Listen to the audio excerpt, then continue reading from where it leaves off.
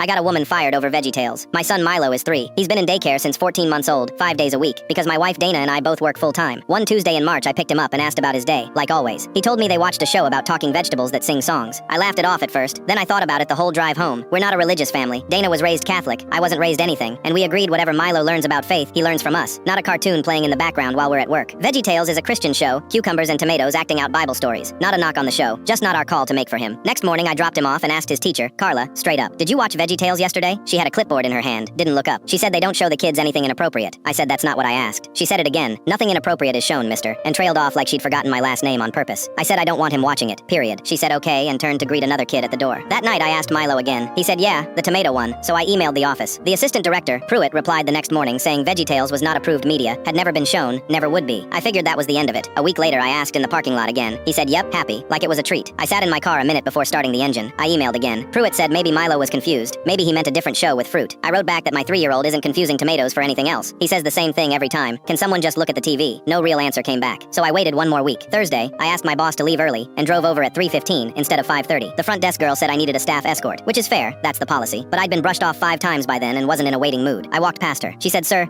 you can't just, and I kept going down the hall to Milo's room. The TV was on. Bob the Tomato, mid-song. 6 kids on the rug, Milo included, still in his shoes. I took a picture before I said Carla's name. She was at a little table with construction paper and didn't turn around until I said it twice. I got called into Pruitt's office an hour later. Formal warning for entering without an escort. Fair, I'll own that. But she promised the VeggieTales thing would be handled for good. Carla had been bringing the DVDs from home in her tote bag. She was told to take every tape home that day and never bring outside media in again. Next week I asked Milo. No, Dad, he said. Sounding annoyed, I kept asking. Good. Week after that. Yep, I stopped being polite after that. I emailed the district office that oversees the whole chain. I found a parent Facebook group for the location and posted the whole timeline with dates. Some parents thought I was being dramatic over a kids show. A woman named Nadia messaged me privately and said she watches VeggieTales with her own daughter at home, on purpose, but didn't want it at daycare, because if her daughter has questions about God, she wants to be the one answering, not a teacher killing time before nap. She started calling our email chain the Anti-VeggieTales Coalition as a joke, and it stuck. 2 weeks after that, Carla was let go. Pruitt called to tell me directly, which I hadn't expected. She said it wasn't only about the videos. Here's the part that changed how I felt about it. Carla had been written up at a previous daycare across town for the same thing, sneaking in her own religious media against policy, lying about it when confronted. She'd been let go quietly there too, nothing in her file, and she'd been doing it here for months before Milo ever said a word to me. It was never really about tomatoes singing about Daniel in the lion's den. It was a grown woman deciding parents' answers didn't apply to her, at 2 jobs, and getting away with it until someone wouldn't drop it. The backlash started right away anyway. People in the Facebook group said I'd ruined a woman's income over cartoon vegetables. A few said they felt guilty for piling on something small. My own wife told me I pulled a me and went on the warpath, her exact words, and she wasn't entirely wrong. I don't do anything halfway once I've decided I'm right. 2 nights after Carla was fired, my phone rang from a number I didn't know. It was her. She wanted to know how I slept, knowing what I did to her family. I told her I slept fine, and asked how she'd slept the 4 times she lied to my face about a TV show. She hung up on me. I haven't heard from her since. Milo hasn't mentioned a single vegetable in 3 months.